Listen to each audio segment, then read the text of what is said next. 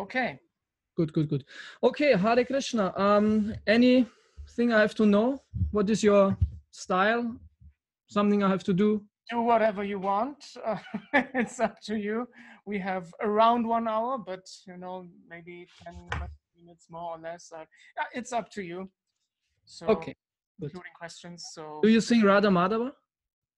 well, you can sing for yourself, but you won't be hearing us because that will create a big sound chaos. Because if we sing and you sing and everyone's singing and we hear each other, then it's like only you hear bits and pieces. It's horrible. So, I mean, you can sing for yourself. We can sing here if you want. If you don't want to sing, then that's also fine. It's okay. It's we don't have to. Good. Okay, then I will start. Thank you very much for this opportunity to speak about Bhagavad-Gita. Maybe a small introduction to myself. My name is Ananda Krishna Das. I am trying to become a devotee in the International Society for Krishna Consciousness. I'm originally from Austria. I'm active in the Hare Krishna movement since 2002 when I joined in Vienna and became a brahmachari and a book distributor. And in this time, developed my service and my defined my personality to some degree. So, and it came out that I really like to, maybe I don't have to speak so loud, huh? Speaking as can speak more peaceful. And it came out for myself that I really like to speak about Krishna consciousness and teach also. So I'm a communicator of this wonderful knowledge, and I am something is okay. There was some maybe that was not you. That was some person who did not mute his phone. Please mute your phone. Otherwise, we will be hearing everything you do and say. That is, and and it will be recorded and put on YouTube. So that's not so useful. So yeah, and I was many years on book distribution, which was very important for my development and still is. And since last year in the fall, I entered into Grihastha ashram.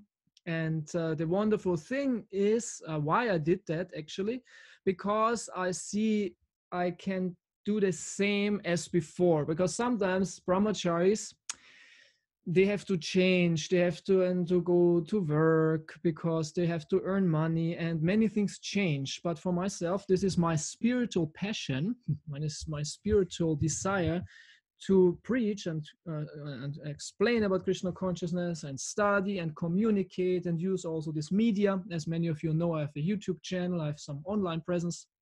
And I could see I could continue this wonderful service, which makes me so happy. And at the same time have also a family life, which is very good also for personal development. So my main service is to speak about Krishna consciousness, and I try to do it in a very direct way, in a very pure way. I have a motto also of my channel: purity is the force. So I'm always reminded to stick to the essence. And so I very often do lectures like this online and just read from the scripture and explain it. So this is anyway what I'm always doing. But I think for me now, first time on Zoom. Normally I'm on YouTube. So yeah, but it's kind of the same. I'm sitting here in front of my camera and the lights, and I can see here you at the side. Nice to see you. Hare Krishna. Greetings to Berlin, and I don't know where else, but Berlin, I'm actually very connected to Berlin. Not so many of you might know, but this was actually for the major time in my time in the Hare Krishna movement, was my temple. These Jagannath deities you see in front of you, these were also my deities, because I was from 2004 to 2012 based in Berlin. I was living there. Yeah, so have good remembrance to yeah, it's very nice that you keep this place active. Okay, so without further ado, let's go to the Bhagavad-Gita. Om Namo Bhagavate Vasudevaya. Om Namo Bhagavate Vasudevaya. Om Namo Bhagavate Vasudevaya. So, just a small introduction. Bhagavad Gita is a great revelation. It's a book. That's actually not a book, it's a dialogue. Gita, it's a song by God, which is already interesting that we have a revelation in this way, in this style, that God is not just speaking or giving a book, or no, he reveals himself through a song. And this shows already the nature of Krishna. Every one of us knows that Krishna plays the flute. Krishna is accompanied by wonderful music by the also by the Gopas. They have flutes, they have musical instruments. So Krishna likes music. And interesting, when he speaks this most important knowledge, he's singing it, or when he communicates this knowledge, when he gives this information to the souls, to all of us via the medium of Arjuna, he's singing it. So I find this always very interesting and very satisfying that Krishna, our understanding of God, is one of aesthetic. He is the perfect aesthetic person. And so also aesthetics in our material world, which is manifested through art, is or should be a resemblance of God, meaning that art or artistic expressions should actually bring to our senses the divinity. May it be in a painting, may it be in a sculpture, may it be also in architecture, which is an art, and practical art, because we are using the buildings. May it be in poetry or in music. So all artistic expressions are originally intent to remember, to connect us to God via one of his most important aspects, which is beauty.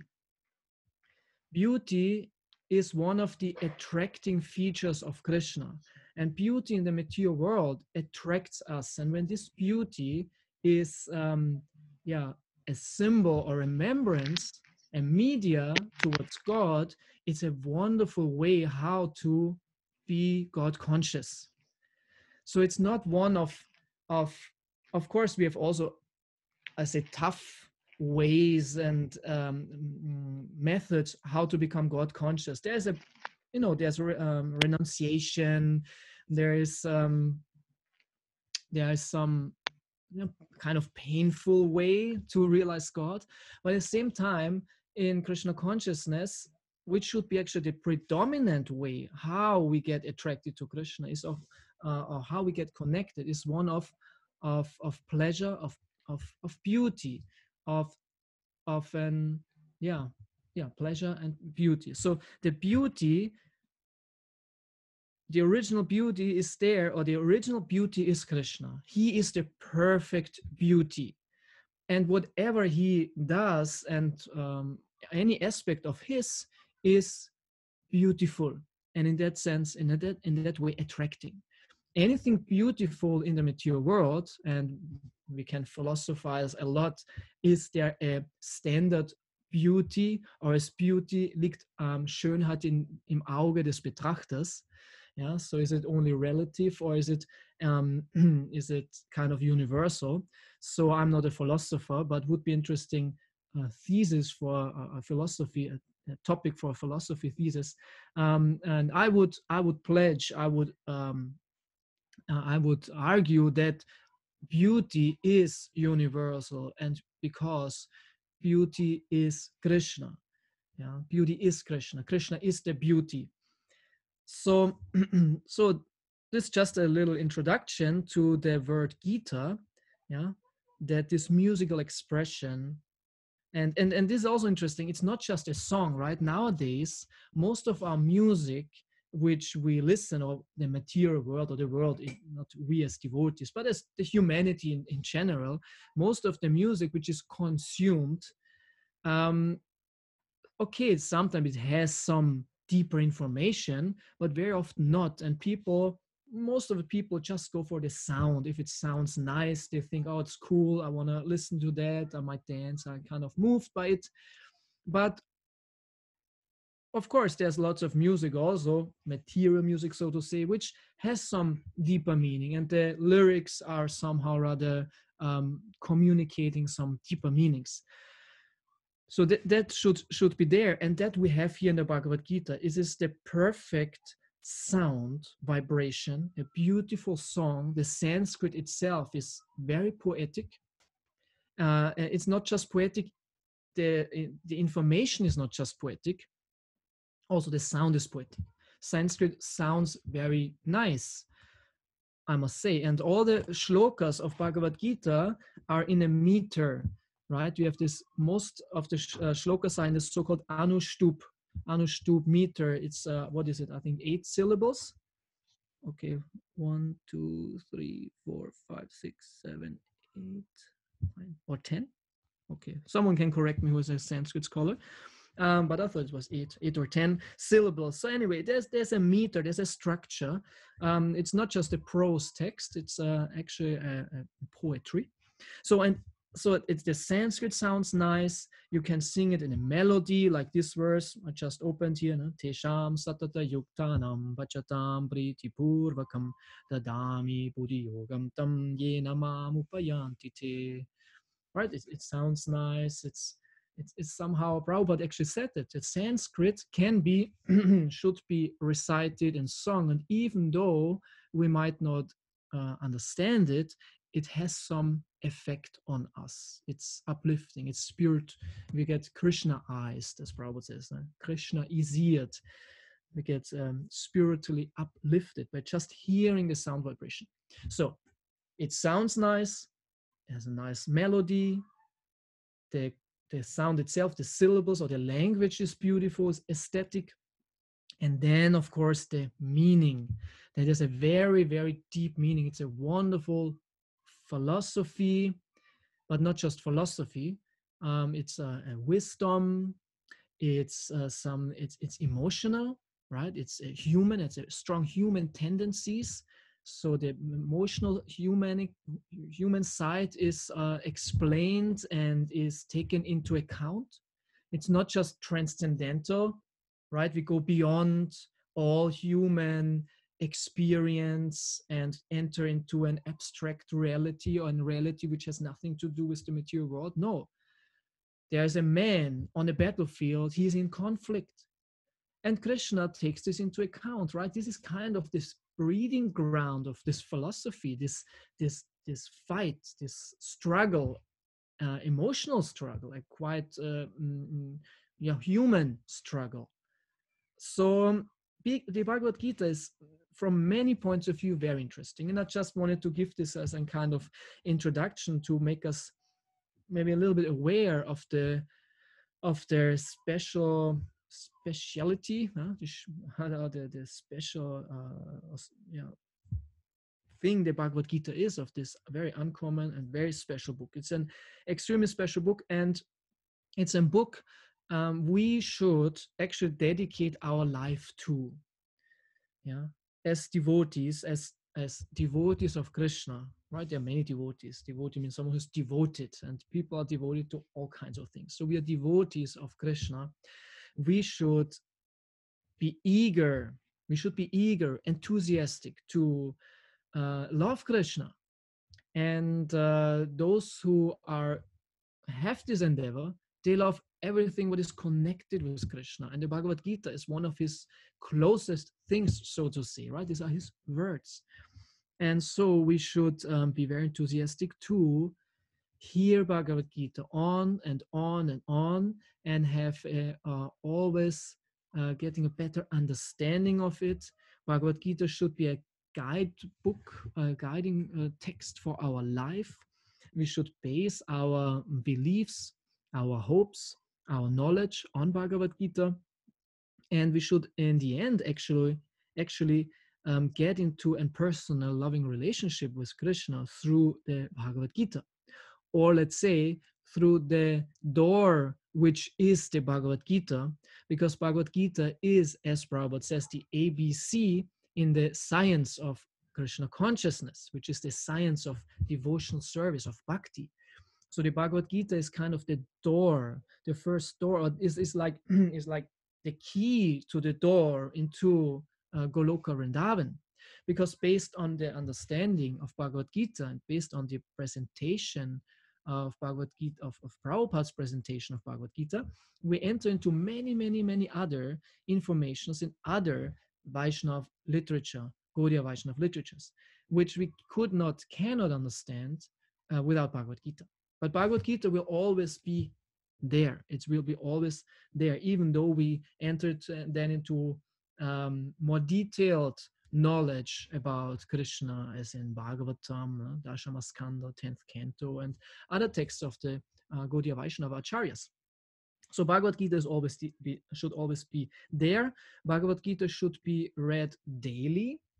I actually, because I want to always stay in contact with Bhagavad Gita, I said to myself now, because I had many things to do recently, and my reading went a little bit in the background, even though I read always, but maybe I felt it was not enough.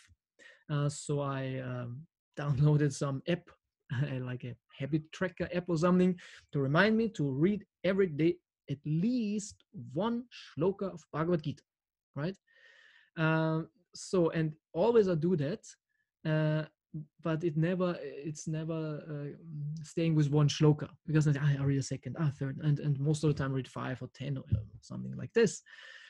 And so this is just a little tip for those who might not read so regularly, or read Bhagavad Gita every day, stay in contact with these words, study them, enter into them. So, and on this point, let's go into the verse which is for today's lecture, where we want to now enter into more detailed, into a certain part in this discussion. So I think it was told to me 4.3 is today. Okay, so the 4th chapter is called Transcendental Knowledge, or in the Sanskrit text is, or title is Jnana Yoga. Gyan means knowledge. In English, actually, this has a connection. The word Gyan and knowledge has the same root, so to say.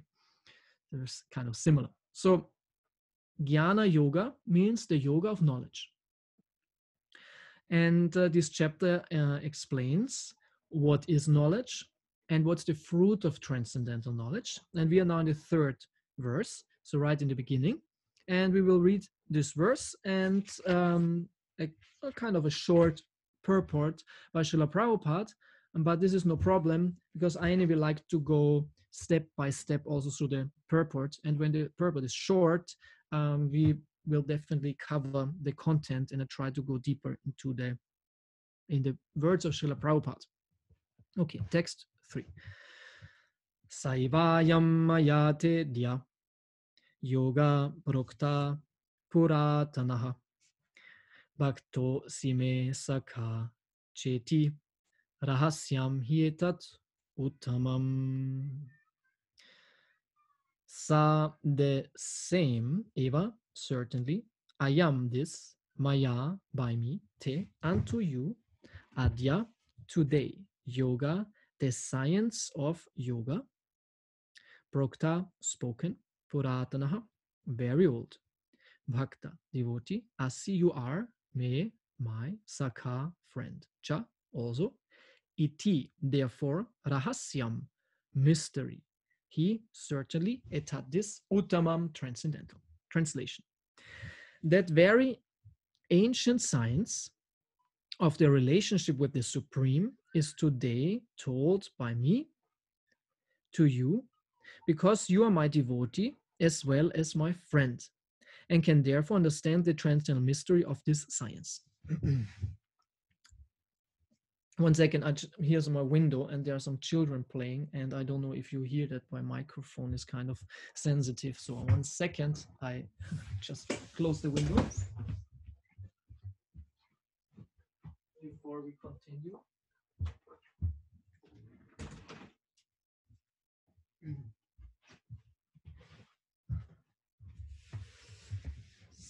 So, okay, sorry for the interruption. Okay, so this was the verse. Maybe before I continue, the verse again. So that very ancient science, Puratana means old. So this very old, ancient science, Prabhupada translates it as a science of the relationship with the Supreme. So yoga, Puratanaha, this ancient yoga system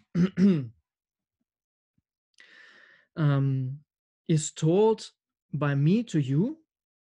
So Krishna says, I will tell you this now, this secret, because he says also rahasyam. Rahasyam means, Prabhupada says here, mystery.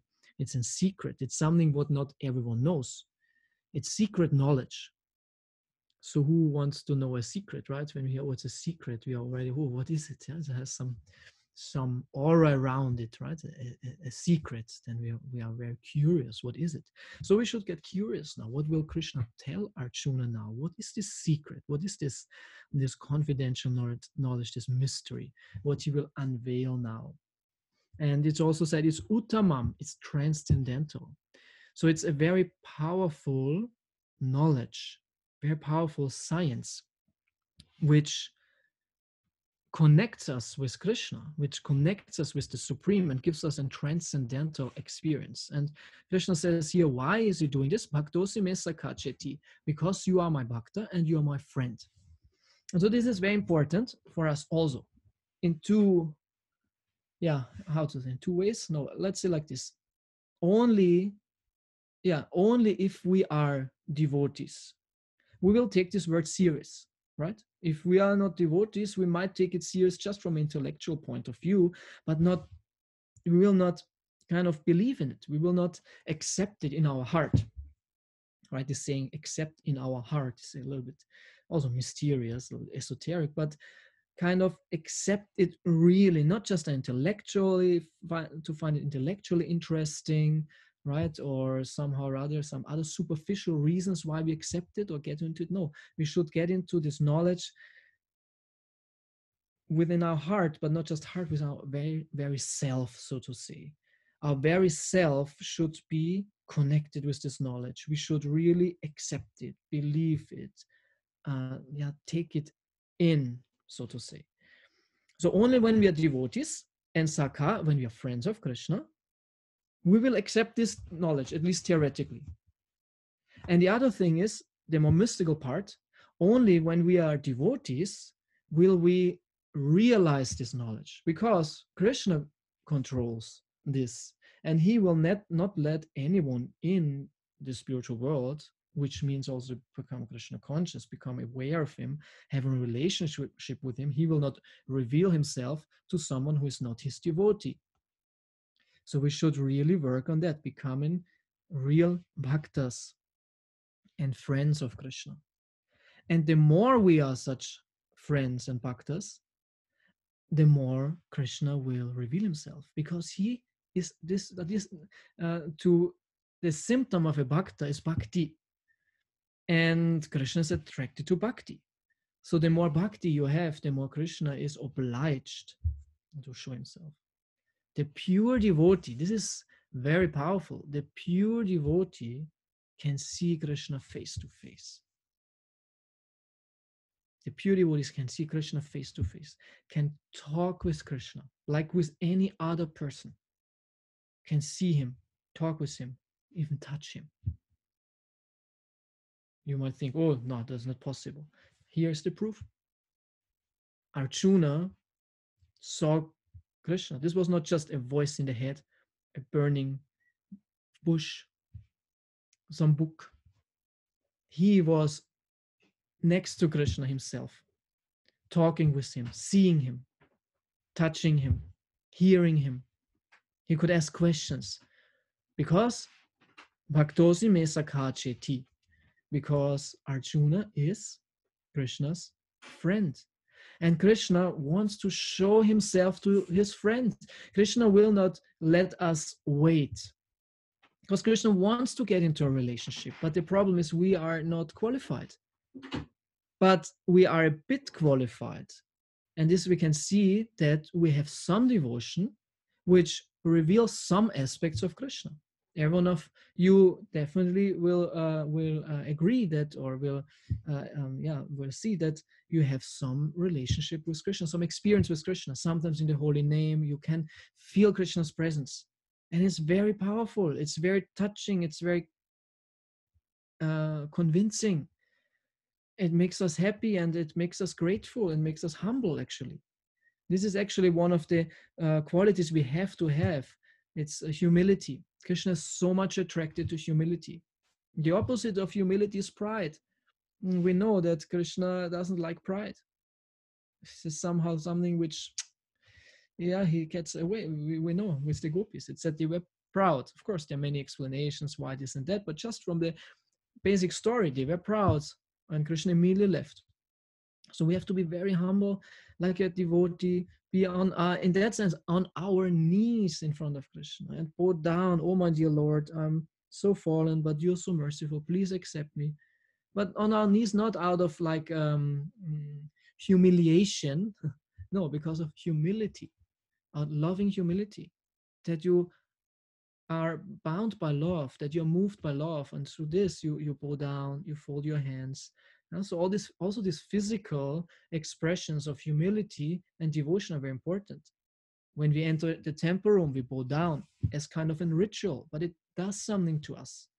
It helps to become humble, and then Krishna is more and more attracted. So the more devotion we have, the more Krishna reveals himself. As I said, every one of us has some experience, slight, but at least something. And sometimes this slight experience is already quite wonderful when you chant the holy name, and become sometimes, because, some of us more or less, of course, but material consciousness and ego, we are so proud, and it's very difficult to get into the right mood. But sometimes by Krishna's grace, we have the right mood, we have the nice praying attitude, and we chant in a nice way, and Krishna enters into our heart. He's there as the holy name. We experience him, and we are so happy. Oh, thank you, Krishna, that you appear in my chapel. Sometimes Krishna appears in our study of Shastra. He appears in the pages of his Katha. He appears in the pages of Bhagavad-Gita. He appears very obviously in the spiritual master, and we are very connected with Krishna and very convinced. Or in so many ways, but every one of you should have some experience with Krishna. So these are revelations. Krishna reveals himself because we are, to some degree, his bhakta, and then he's very attracted. And the pure devotee on the highest, on the pure platform, Krishna appears in front of him, shows himself. He cannot not do it. He wants to show himself. This is actually what Krishna is waiting for all the time, but because of our impurities and our disqualification, Krishna cannot come. Krishna's like, I want to, but we are kind of blocking it. We are blind to it, to Krishna. Or we are actively ignoring Krishna, or we are working even against Krishna. Even though we are devotees or in the process, but there is still so much antagonism, enmity, and envy on our side, which is the blocking, the stumbling block on our path. It's like a big wall we build around us since time immemorial. So it's not easy to, tear down this wall, but step by step it will work, and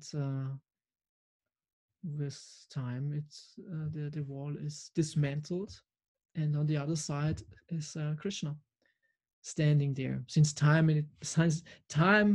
eternal time, since eternity is standing there and waiting for us. So we should not let him wait too much longer. Of course, he's very patient, but still, he is very happy when we are back. So again, this point, Bhakti attracts Krishna. Bhakti is actually a quality of Srimati Radharani, who is Bhakti Devi. And we know that Krishna is very attracted to Srimati Radharani because she is Bhakti personified. And because of our connection to this wonderful sampradaya, we can practice Bhakti. And so we have some parts, so to say, of Srimati Radharani. We are engaged in her service in this Hare Krishna movement because Chaitanya Mahaprabhu is Krishna in the mood of Srimati Radharani. He's thinking like Radharani, he's acting like Radharani. So it's actually Radharani's movement. So, and all the acharyas are Srimati Radharani's servants. They are in their spiritual form, manjaris, gopis, most of the time manjaris, servants of Radharani. So we are already engaged in this service and are, so to say, resembling Radharani to some degree. And Krishna is very attracted to Radharani, and he's then very attracted to us also when we have this bhakti. Yeah. So, and the pure devotee, again, the pure devotee has so much bhakti that Krishna is always there with him, as here we see with Arjuna. Krishna was right there with Arjuna.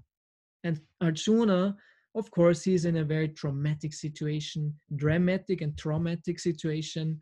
But actually the mood of Arjuna towards Krishna is always out of pure love. And he's like gazing, looking at Krishna's beautiful form is just in awe and reverence and in love and in friendship, very moved.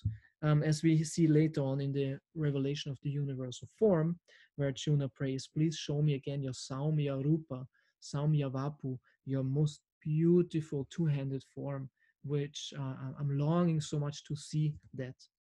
And yeah, so the pure devotee sees Krishna, and Krishna is unlimitedly beautiful and full of wonderful qualities, our best friend, full of love, and we can enter into this relationship with Krishna. So, but for that we need bhakti, and the problem is that we do this apparatus. Aparada means offenses, vergehen, we say in German. So in this word aparada, you have also Radharani, because Aradhanam, where the word Radha comes from, it means to worship. And aparad is the opposite, is to make offenses to. So we should not do aparada, we should do aradhanam. We should worship Krishna. This is why Radharani is called Radharani, means the queen of worship. She is the best worshipper and lover of Krishna. So for this, we have to know what are the aparadas, because these are the mistakes we do. As long as we do mistakes, it's like you want to light a fire, but at the same time you put some water always on it. It will never burn. So once from one side, we chant, we try as good as we can, maybe even 16 rounds or more. We read, we do so many devotional activities, but then we come with this bucket of water, of apparatus, of mistakes, and we extinguish our fire.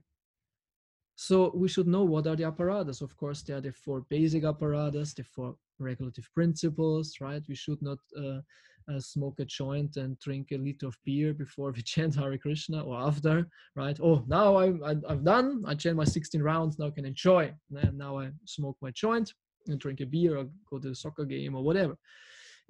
You kind of extinguish your advancement you did. And there are also more subtle apparatus, the 10 offenses against the holy name, which I will not mention in detail now. And the worst of all the apparatus is Vaishnava apparata. And Vaishnava apparata is not just to beat a Vaishnava, it's not just to curse a Vaishnava, you idiot. It's not just to talk bad about a Vaishnava. It's not only to cheat a Vaishnava or lie to him, which is already quite gross. No, Vaishnava apparata is also to think and feel bad about a Vaishnava. And not just always like in a real hate. No, also slight misthinking and misfeeling towards a Vaishnava is an apparat, which Krishna does not like. because Krishna loves the devotees. And you might think, of course, Krishna loves the devotees, but only this devotee doesn't like, because he's not really a devotee. How can he be a devotee, right? Krishna loves every devotee, everyone who says, Krishna, you're my Lord, I want to surrender to you, who chants Hare Krishna, right? And who are we to say he's a devotee or he's not a devotee? Better to think they're all devotees, and I should really respect them.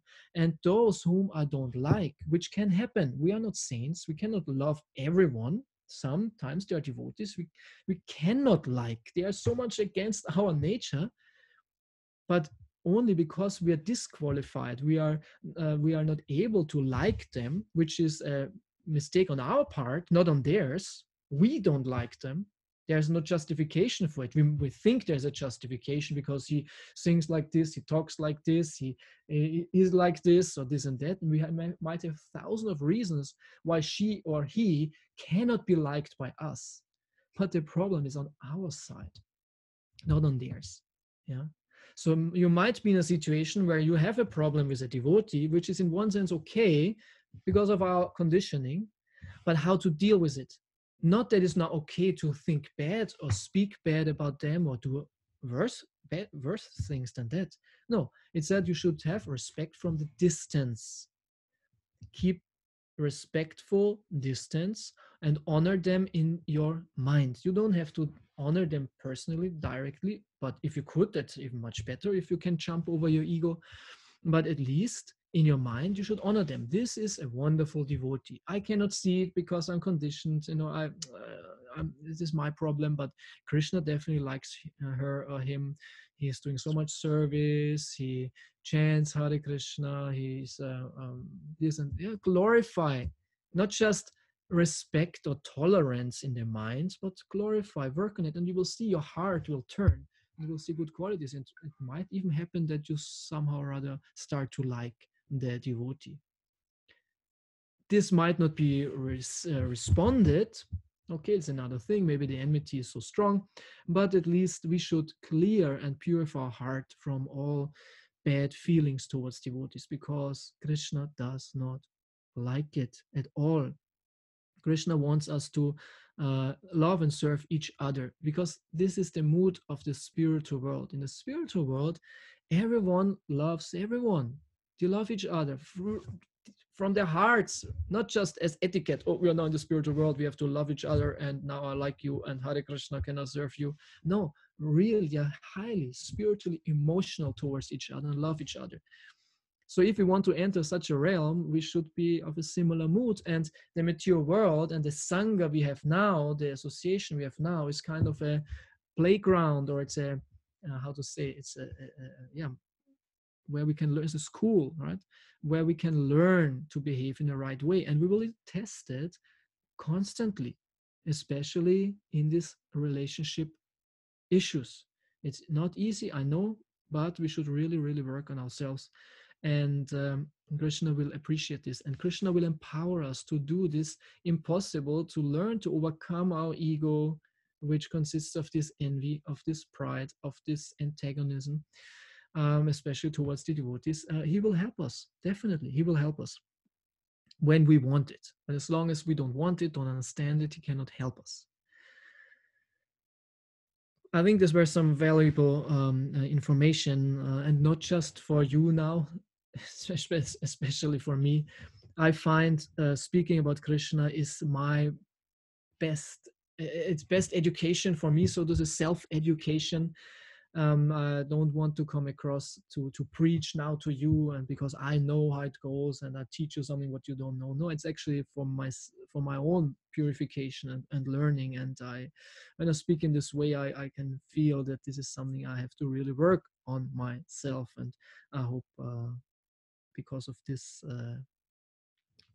feeling of my own understanding of my own shortcomings, I can communicate it better because it's something I experience. So good. That to the part. So Krishna says, I will give you now this ancient knowledge, which is a secret and it's transcendental. It's the science of how to connect with the Supreme. Yoga is the science of how to connect with me. And bhaktosi me sakachiti, because you are my friend and you are my devotee, my friend, my devotee, my friend. So now, as I said, it's actually very nice that the time is running. That this part is not so long, because I rather like to explain things more in detail. I hope to stick also as much as possible to the text, not go through the whole universe. Okay, now the purport. So there are two classes of men, namely the devotee and the demon. Okay, Prabhupada is quite direct in the first sentence. There are two classes of men, not three, not 2.5, not 5, just two. Quite black and white. Huh? Devotee and demon. Okay, of course, this we can say is black and white, but between black and white, there are so many shades of gray. So there is a difference between a 100% demon or just a 25% demon. So it's not everyone who's not chanting Hare Krishna is a demon. It's a very important point, because sometimes devotees thought like that. Everyone who does not chant Hare Krishna, reads Bhagavad-Gita, wears tilak, has a sikha or some nice braids for the girls, or some sari or some dhoti, who has not like that, he is a demon. He is a demon, and because of his demonic nature, we should think he's a demon. I don't know if maybe there were sometimes devotees like that, but it's quite hard to believe that someone really thought like that. Huh? But it's true. There are only two classes of men in this extreme, in these poles, right? Devotee and demon. Someone who wants to be a God-loving person, and someone who does not want to be that. So demon is in one sense not the how to say that this active demon, so to say. They're also like passive demons, kind of innocent demons, those who just don't know, right? So the Lord selected Arjuna as the recipient of this great science, owing to his being a devotee of the Lord. But for the demon, it is not possible to understand this great mysterious science. There are many students and translators of Bhagavad Gita, and Prabhupada says if they don't have this parampara understanding, if they don't follow the words of Krishna, they're also demons. They misconstrue Krishna's words, and demon, right, in this more, how to say, non-devotee, which doesn't sound so harsh, non-devotee, he will never understand this science. He will never taste the fruit of transcendental knowledge. So only if we accept this knowledge in our heart and Krishna heart and practice it, then we will experience that what is described here, and then we will enter into this secret. So there are a number of editions of this great book of knowledge. So this is what Prabhupada says here. So there are many editions of this great book of knowledge, but doesn't mean that all of them understood, because the deciding factor is, are you a devotee or not? Are you taking Krishna's words serious? And do you want to be a devotee of Krishna? Do you say, as Prabhupada sometimes mentions, I think it's even here in the 4th chapter later on, that you have to just say, Krishna, you are the supreme personality of Godhead. Yeah. This is kind of the punchline or deciding factor. Are you devotee or not devotee? Do you accept, at least to some degree, because it's a big realization also, but at least to some degree, you can say Krishna is the supreme personality of Godhead. So some of them have commentaries by the devotees, and some of them have commentaries by the demons. Commentation by the devotees is real, whereas that of the demons is useless. Yeah. Why? Even though there might be highly intellectual persons, learned, knowing Sanskrit in and out, but if they're not devotees, their commentaries are useless, because Bhagavad Gita is for developing bhakti, for developing love to Krishna. It's like a book how to learn to love Krishna. And if someone is not practicing that or accepting that, and even writing then on the words of Krishna, then his words, as Prabhupada says, they are useless, because they are not fulfilling the purpose of Bhagavad Gita, which is to become a devotee. And this is quite clear. Krishna says in the last instructions, the last parts of Bhagavad Gita, he says, Man mana bhava mat bhakto matyachi mang namaskuru mam evashesi satyam te pratichane priyosi me. 1865. Always think of me, he says. Always think of me. Become my devotee. Worship me. Offer your homage unto me. Offer your respects unto me. In this way, you will come to me because you are my very dear friend. Yeah. So Krishna says, think of me. Be my devotee. Love me. I love you. So to develop devotion, bhakti, is the essence of Bhagavad Gita. And actually not just of Bhagavad Gita, of all Vedic scriptures, even of the Upanishads, which seem to be far away from bhakti at times, or of the original Vedas, Rik, Yachu, Sama, Tharva Veda. Any Vedic text in the end has this goal of becoming Krishna conscious. And Krishna says this, Vedanta Krit Vedavid Eva Chaham. In this verse 15:15, right? Savasya chaham ridisani vishto matas mritya jnanam apuanja vidaischa savai aham eva vidyo vedanta grit veda vid eva chaham. I'm the compiler of the Veda. I am the knower of the Veda. I am the goal of the Vedas. All the Vedas have me as their goal. Maybe not direct, because sometimes people are not ready for that. So there are some steps in between, but these steps lead to the next, to the next, to the next step, which in the end leads to this full devotion and bhakti. Arjuna accepts Sri Krishna as the Supreme Personality of Godhead, and any commentary on the Gita following in the footsteps of Arjuna is real devotional service to the cause of this great science. Very, very simple. Yeah.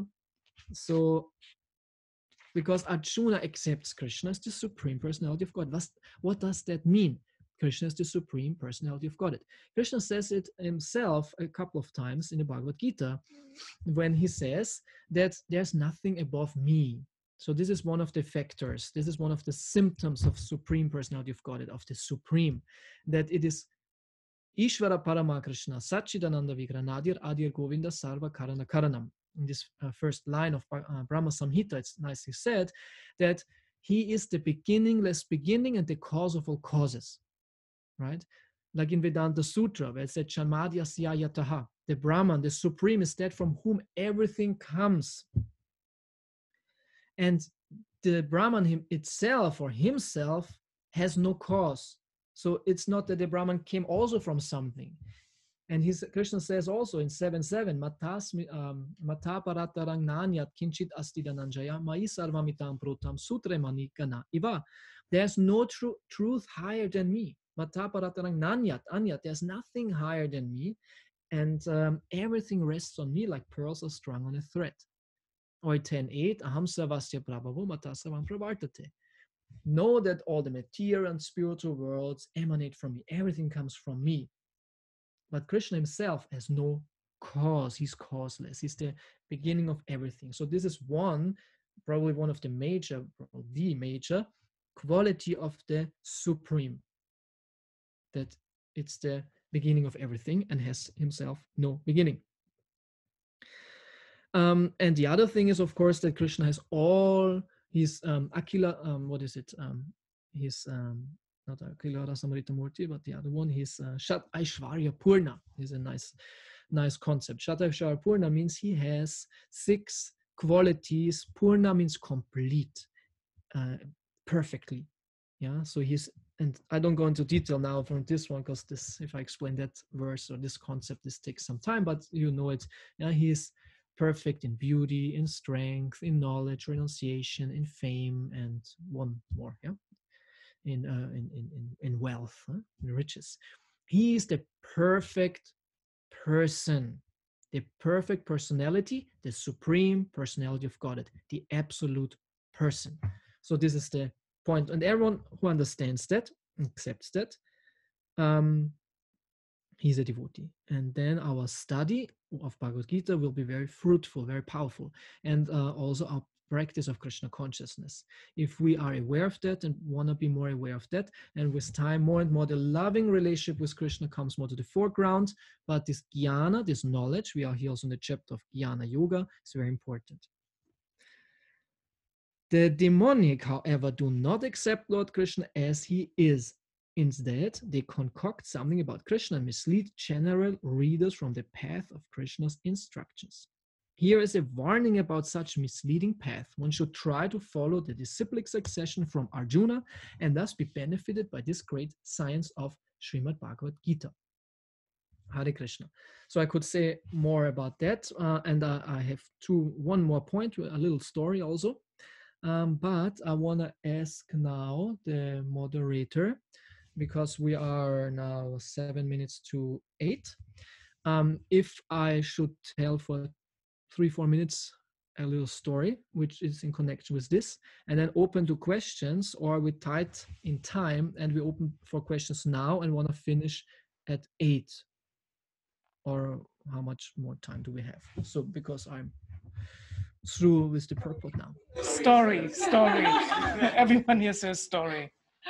This is a short story. It's not now, but just one story which came to my mind. Because Prabhupada says here, so it's a philosophical story, a story with some philosophy connected. Prabhupada said here that the demon, the demonic commentator, he's misconstruing what he says here. He said something like this, Krishna's words, and misleading. And the number one misconstructor, right? One of the number one misconstructors, there's a couple of them. His name is Dr. Radha Krishna, or Dr. Radha Krishnan, or Radha Krishna. Most of you might have heard about him. What a beautiful name, right? Dr. Radha Krishna. Dr. Radha Krishna. But he was a Mayavadi, and he was, I think, he was a president of India. And then he wrote a Bhagavad-Gita translation, a commentary, which is very famous, actually.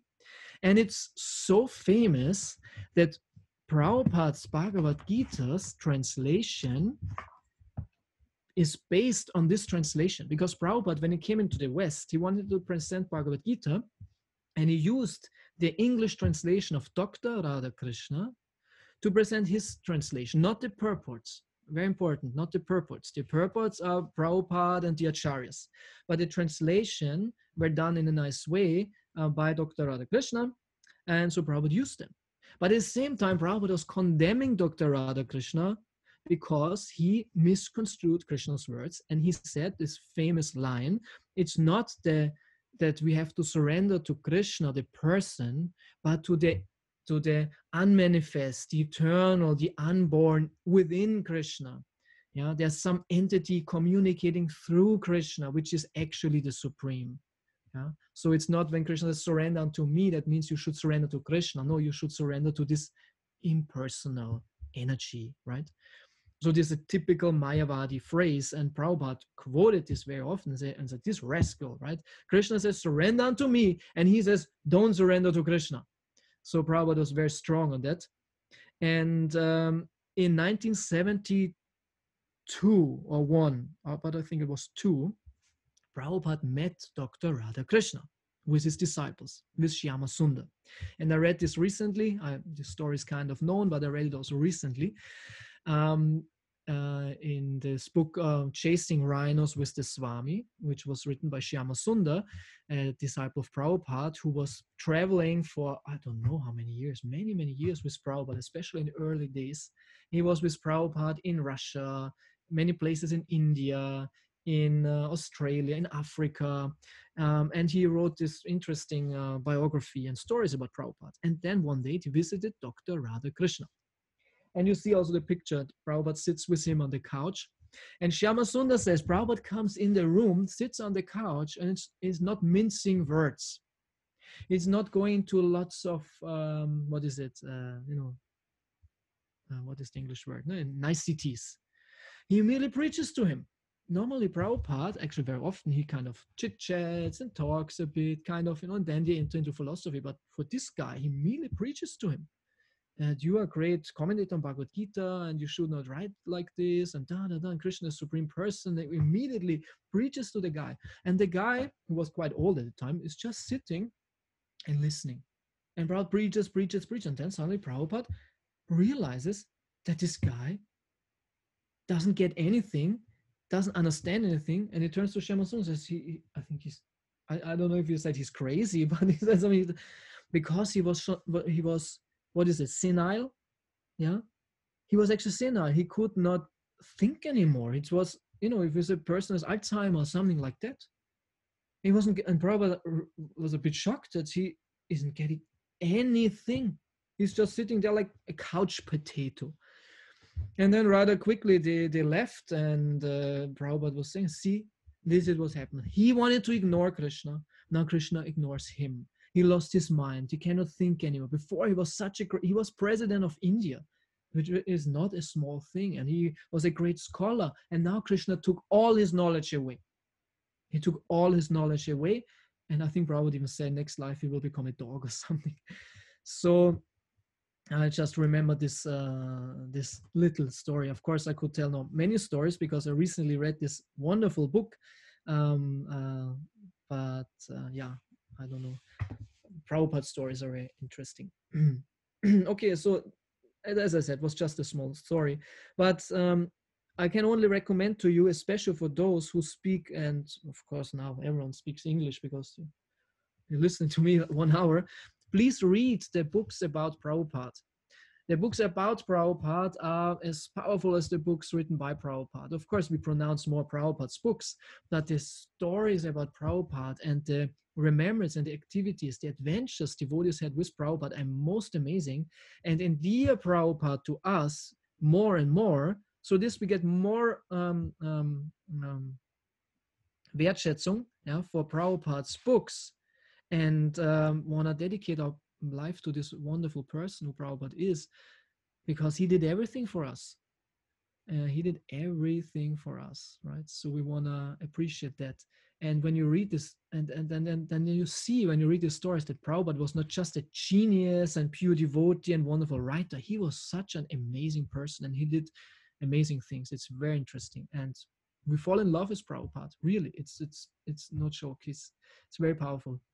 And we are very happy that so many biographies are now there, like this Chasing Rhinos with the Swami, or Miracle on Second Avenue, or the books by Guru Das, or Malati. No, she was writing a book. Yamuna was writing a book. And anyway, I can highly recommend this. Hare Krishna. So I don't know what's the time. You decide, you say, if there are any questions or whatever, or if that's the end, then. Just picking up your point about Prabhupada's books, there is one very famous disciple of Prabhupada who wrote some books about him, Satsvarup Das Goswami. And he is in America, and he will be giving a lecture next week on Janmashtami, by the way, at 5 o'clock Central European time. It is 11 o'clock in America. And he will be joined by his neighbor, Ravindra Sarup Prabhu. They live in the same neighborhood, and they will be giving a Janmashtami lecture about the appearance of Lord Krishna at 11 in the morning in the US, which is 5 o'clock in the evening here in Germany. And yeah, if you want to have any details on that, you can find them. You can, I don't know, ask me or write the ISKCON Berlin Facebook page. We can provide you with the info for that.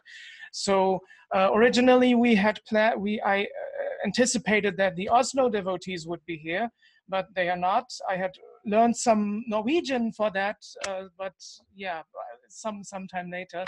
But I can see that you will be able to use it for another time. I can already sense there is someone here in this audience, here in the temple, who has a question. So I'm asking, Kon Prashne Ache. I guess that's a yes. That was Bengali. Are there any questions? And what a coincidence. There is a Bengali devotee here who has a question, and he is approaching us, or you, and is asking the question now. Go ahead. Hare Krishna Prabhu. Please accept my humble obeisances, and I'm so happy and grateful to hear your lecture. You talked a lot about humility. So yeah, I just wanna explain, or I just wanna share one incident of mine that happened, and I found myself as a hypocritic guy. So the thing is, I have a younger sister who is like 4 or 5 years younger than me, and when I was talking with her, and she was criticizing to me that I am not fulfilling my duties, blah blah blah things.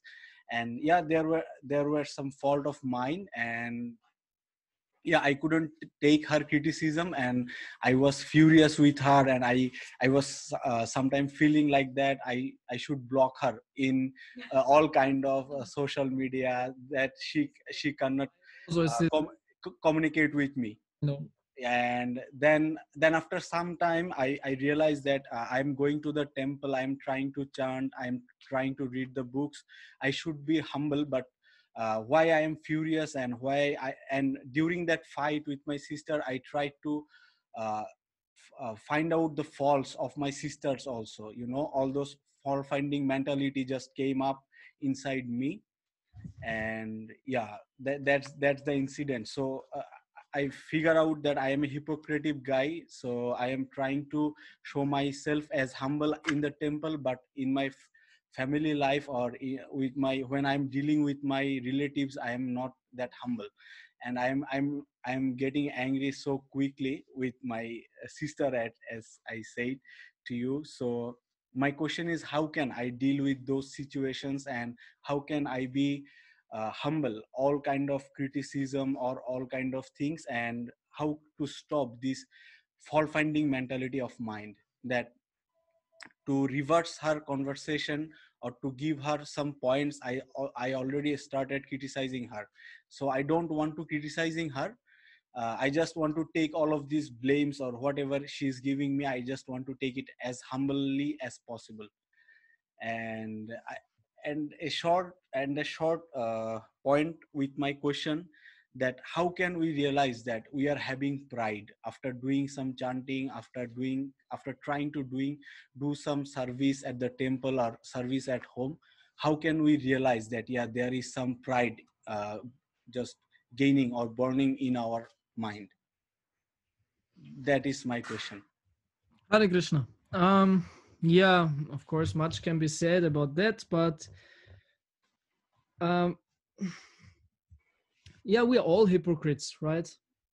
It's for all of us in one sense, right? We want to be very nice devotees and humble, but at the same time, there's so many situations where we act completely in the opposite way. So it's not that we are hypocrites. I wouldn't say. It's not like, it's not by it's not a conscious decision. It's just like that we are in situations where we can easily be humble, like in a temple. It's easier in front of the deities and devotees. We're much more aware what is our position, how we should behave. And then there are situations where it's harder to be humble, in business life or on the street, and sometimes with family also, right? This is, in one sense, it's normal.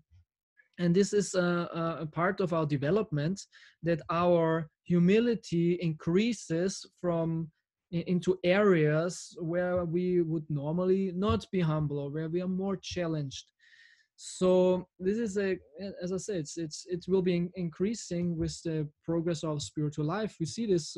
Prabhupada, he was always humble with anyone, amazingly humble. But Prabhupada was also sometimes very strong and direct. So humility does not mean that we should be always, swallowing everything what people throw at us. Yeah, we should understand how to process a feedback, a criticism, or some, challenge. We shouldn't be too much. Yeah, we shouldn't be in the ego. We shouldn't take it too personal. We should see the value in it. But from the other point of view, we should also see where that might be a misbehavior by the opposite party. But at the same time, of course, there is saying, so in the Shastra, I read a verse yesterday where it said a devotee will never fight back. He will never act in the same way how he was dealt with.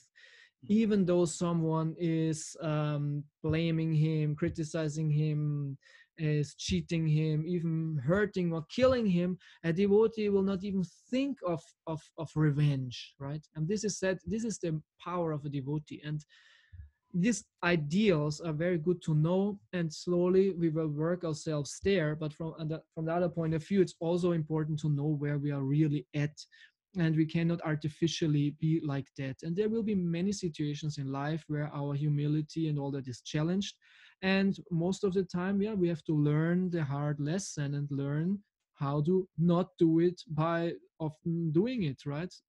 Like in your situation, you could not be like that, but now it's not too late. Try to correct it as good as possible, and be humble. And I don't know the details, of course, of your communication, and but still humility always wins. It's true. You can excuse yourself, and it can be also like that you excuse yourself, you're humble, you say I'm sorry, and search for the fault on your side, but the opposite party is not accepting it. Then what to do? You don't have to crawl in the dust forever, and this person is just keeping the grudge, because it's also offense to keep the grudge. Actually, the opposite party should verzeihen. What is it? What is the English word? Forgive. The opposite party has to forgive. If someone is humble and excusing, the opposite party has to forgive. And if the opposite party is not forgiving, you did your duty. You keep no grudge, but at the same time, respect from the distance. What can you do if someone keeps a grudge and hate and enmity towards you? But we should clear our hearts definitely from all this hatefulness and all that. And we are not responsible for the feelings of the opposite party. So that comes to my mind. And the other thing was what you said. What was the other thing? Question about pride. Probably. Pride. Yeah, the pride thing. Yeah. How to see pride? There are many things, of course, but one thing is helpful, to not look so much at the pride, but more develop the opposite, which is humility. Yeah. Think about the humility of devotees and follow their footsteps. Like in the songs of Bhakti-Vinod Thakur, expresses so much humility in the person of the devotees, of Prabhupada, the Guru. Have shining examples of humility, and then your pride will be obvious, isn't it? When we see what is real humility, we see the contrast, and we see, whoa, there it's lacking with me, meaning there's some pride. I cannot be so humble like that, meaning, oh, there's some pride. So we shouldn't focus so much on the pride, more on the humility, I would say. And where? In those who have humility, advanced devotees. And there's so many examples in our literature and our tradition. So focus on that. Thank you, Prabhu. Thanks a lot. Hare Krishna. Thank you. Hare Krishna. So if anyone else has a question, they can just unmute themselves and speak. I think there was a hand behind you. Yes, Mahaman Prabhu will be approaching Hare the Krishna. microphone. Nice to see you. Nice to see you. Thank you for the nice lecture. My question is, what is your opinion about, shall we try to develop these good qualities by ourselves? Should we do some endeavor to focus on these good qualities? Or should we just surrender to Krishna and wait that we get all these good qualities? Yeah, this is a long discussion, and I would say we should do both.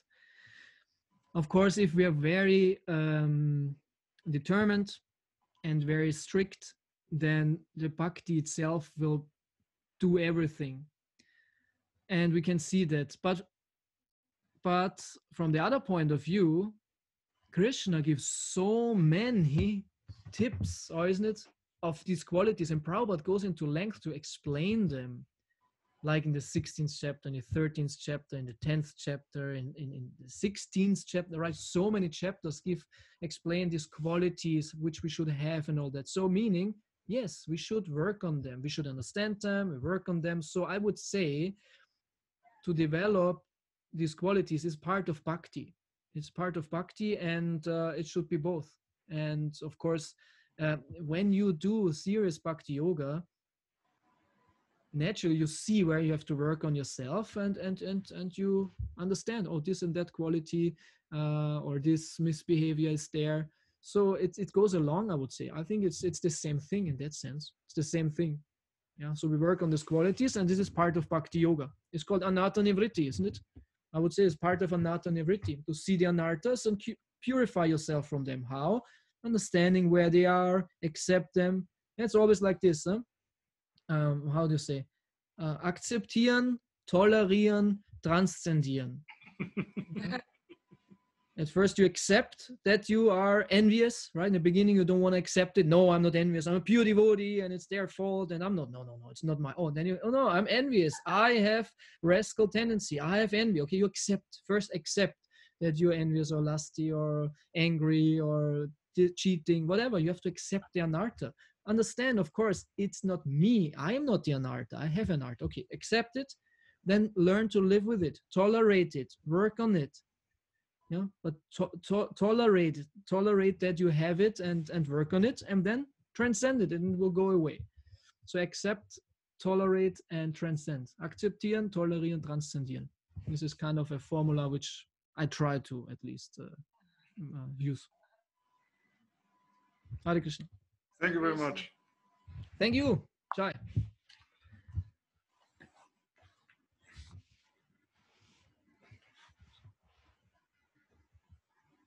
So if there are no further questions, yes, you still have some seconds. You can just, unmute yourself, tap on the microphone icon on in the bottom left corner of your screen, and then you can speak if you have a microphone. Otherwise, you could also type into the chat box, but there is only one emoticon that has been sent, which has no meaning. So anyway, there is no question in the chat. And if there is no question from anyone else, I cannot hear anyone unmuting himself. Is there anyone here in the audience? They are hungry. They want to eat something. Yeah, sorry, it's true. Anyway, thank you very much, Ananda Krishna Prabhu, for joining us, for giving us this nice and interesting talk, and for answering the questions in such a nice way. We hope to have you with us very soon. And yeah, thank you very much. Okay, thank you. Greetings to Berlin. It was a pleasure. It was an honor. I wish you all the best. And yeah, maybe sometimes I come to Berlin, but right now I have no plans for that. But at least we can be together like this. Yeah, thank you very much, and enjoy Kirtan and Prasadam. Yeah, Hare Krishna. Okay, here's a brief darshan. You can just have a look at our deities. Hare Krishna. Thank you very much. Haribol. Haribol. Hare Krishna.